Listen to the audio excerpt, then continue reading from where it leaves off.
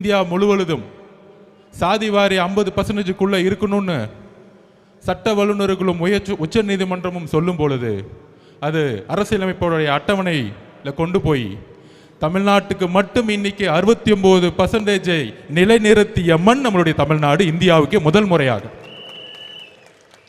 அப்படி நீதி கட்சியில் தொடங்கி, அப்படி 1951 பெரியார் அவர்கள் தொடங்கி 1994 அம்மா ஜெயலலிதா அம்மையார் மூலமாக 69% இடஒதுக்கீடே இந்தியாவிலேயே ஒரே மாநிலம் இன்னைக்கு உறுதிப்படுத்தியிருக்கு.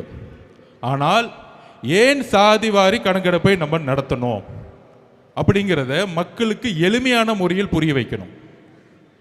பீகாரில் நிதிஷ்குமார் அவர்கள் சமூக நீதியின் அடிப்படையில் உருவாக்கப்பட்ட மாநிலமான பீகாரில் மண்டல் கமிஷன் அன்னைக்கு உருவாச்சு. மொரார்ஜி தேசாய் காலத்தில் உருவாச்சு.